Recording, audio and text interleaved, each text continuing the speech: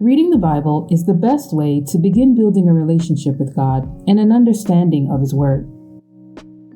Picking up the Bible to do so, however, can be a bit of a struggle. Where exactly do you start? What books are the best books for beginner and intermediate readers? What's up, wonderful people, and welcome to Bible Elations, where you'll find engaging beginner Bible lessons and quizzes. Today we're looking at how the Bible is structured by looking at its architecture, or how it's laid out. If you'd like to jump ahead to the quiz or any other portion of this video, feel free to do so by using the chapter links below. In the previous video, we explored what the Bible is and explained the differences between the Old and New Testaments. In this video, we'll look at how each testament is divided and the content that can be found within each division. The first division of the Old Testament is the books of law, also known as the Pentateuch, which is the Greek word for 5 books, or the Torah, which is the Hebrew word for law. These books include Genesis, Exodus, Leviticus, Numbers, and Deuteronomy. These 5 books are important because they document and tell us about events from the past. Though commonly referred to as the Torah or the law, their content extends beyond mere legal statutes or rules. Rather, they offer a glimpse into God's redemptive plan, laying the foundation for all subsequent scripture. Within these books, you'll find promises, foreshadowing, and prophecies, all of which are realized in the life and mission of Jesus Christ. These narratives provide important historical background information that helps us understand why Jesus, our Redeemer, came. The Old Testament's historical books, from Joshua to Esther, tell the story of Israel's journey. They're called historical books because they focus on how God was involved in Israel's history. But this doesn't mean that other Old Testament books are not important historically. These books show how God interacted with Israel over many years. They start with Israel taking over Canaan, then talk about the time when judges ruled and how kings were later chosen. They also talk about the tough times when Jerusalem was destroyed and the people were taken away to Babylon. Some later came back, while others stayed in Persia. These books give us a detailed look at Israel's journey through good times and bad. But after these books, the Old Testament doesn't continue in a chronological timeline. The books that come after, like the prophecy books such as Jeremiah, talk about events in different times. So when you read them, remember they might be talking about things that happened during the time of 2 Kings or even 2 Chronicles, not necessarily after the events in Esther.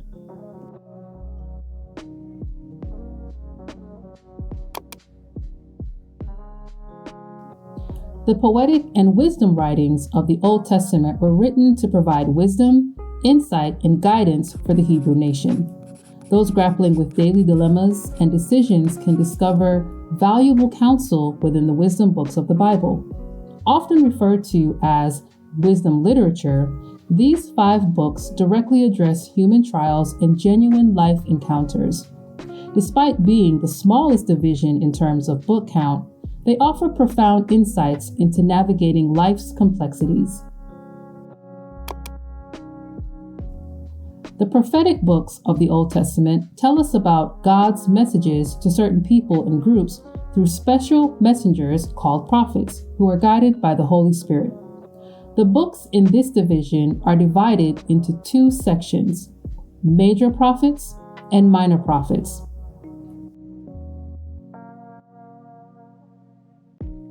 Does this mean that major prophets are more important than minor prophets?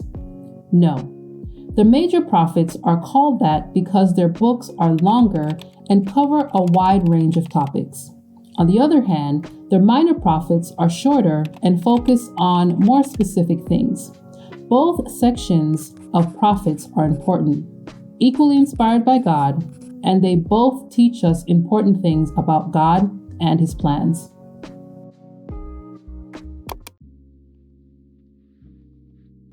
The Gospels make up the first 4 books of the New Testament. The word gospel stems from the Greek and refers to a messenger bringing good tidings or good news. In the context of the Bible, the Gospels are labeled this way because these books share the good news of Jesus Christ. The New Testament Gospels narrate the life, death, and resurrection of Jesus Christ, proclaiming the news of God's victory over sin and death. Despite their shared focus on Jesus, each gospel presents a unique perspective, highlighting distinct aspects of his identity and his mission.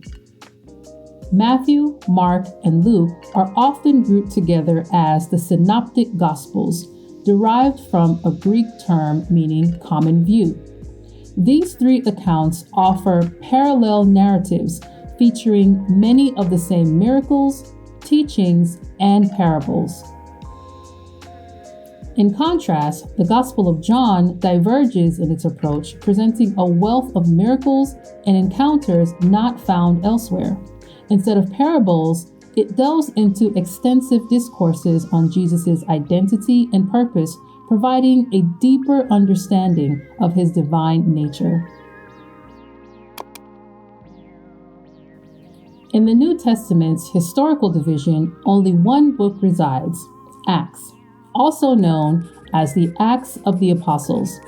This text serves as a historical record of the early church following Jesus' ascension. It details the pivotal events surrounding the Holy Spirit's descent upon the apostles and Jesus' followers during Pentecost, as well as the spread of the gospel throughout the Roman Empire.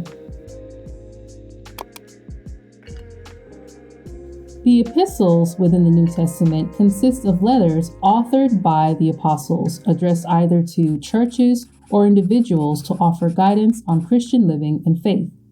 This division comprises 21 epistles distinguished by their authors and intended audience, the Pauline epistles and the general epistles. These form 2 subdivisions within the New Testament epistles. 13 of these epistles are attributed to the Apostle Paul, written to specific churches or individuals, while the remaining 8 letters are directed towards a broader audience of Christians.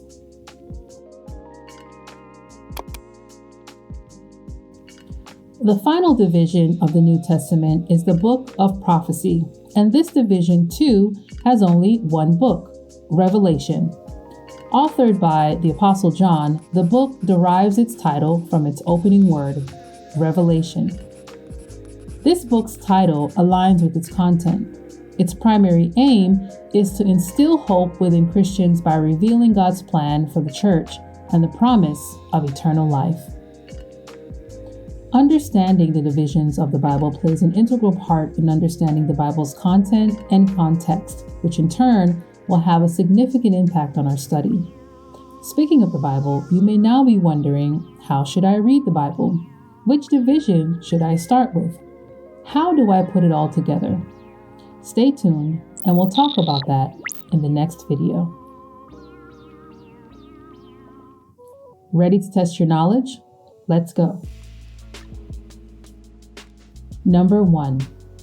Which of the below can be found in the first division of the Old Testament? Is it A, the Torah, B, the Pentateuch, C, the law books, or D, all of the above?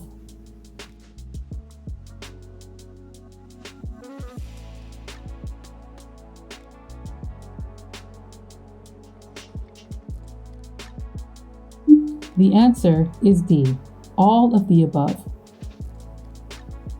Number 2. Which of the below is not a part of the Old Testament historical books? Is it A, 1 Samuel, B, Judges, C, Job, or D, Nehemiah?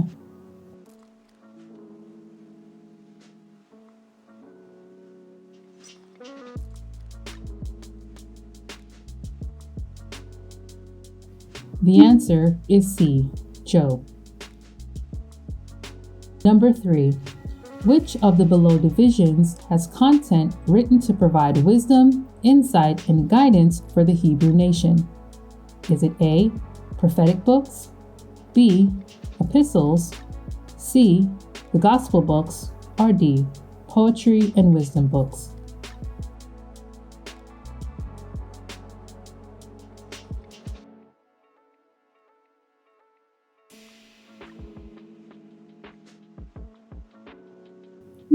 The answer is D.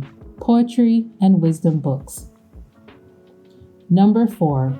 The beginning of the church can be found in which division? Is it A. The Epistles, B. The New Testament history, C. The gospel books, or D. Old Testament law books?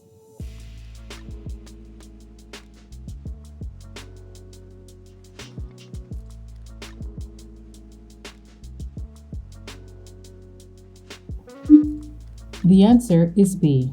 New Testament history. Number 5. What division would you start with when you want to get guidance on Christian living and faith? A. New Testament history, B. New Testament prophecy, C. Epistles, or D. New Testament gospels?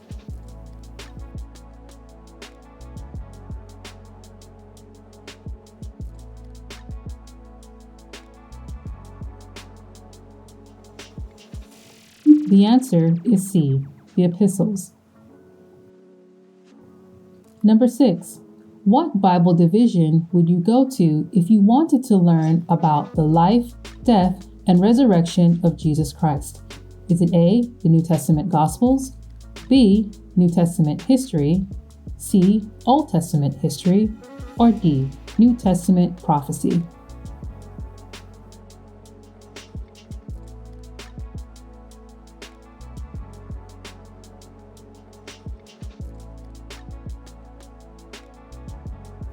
The answer is A. New Testament Gospels. Number 7. What 3 gospel books are known as the Synoptic Gospels? Is it A. Mark, Luke, and John, B. Matthew, Mark, and Luke, C. Matthew, Mark, and John, or D. Only John?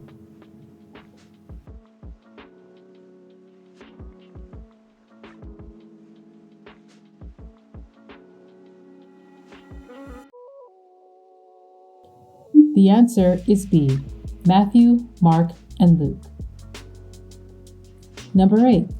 In which division will you find promises, foreshadowing, and prophecies, all of which are realized in the life and mission of Jesus Christ?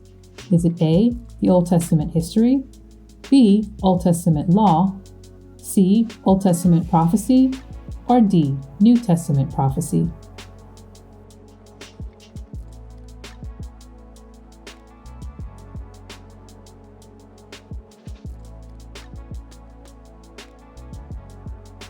The answer is B. Old Testament law. Number 9. After what division does the chronology of the Old Testament timeline end? Is it A. Old Testament law, B. Old Testament history, C. Old Testament prophecy, or D. Old Testament poetry and wisdom?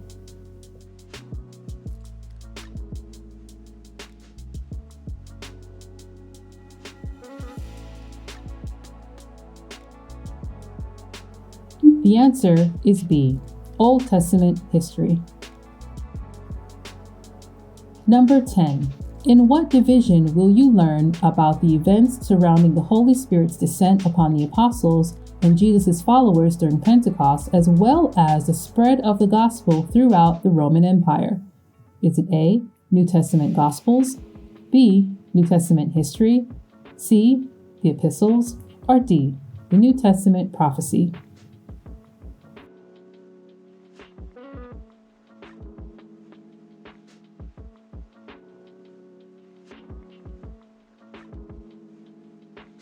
The answer is B. New Testament history.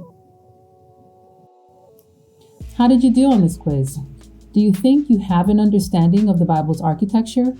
If you need to, feel free to go back, take notes, and ensure you have a good understanding. Alright everyone, I hope you enjoyed this video. If you did, leave a comment and subscribe so you're notified of future videos. Until next time, God bless and take care.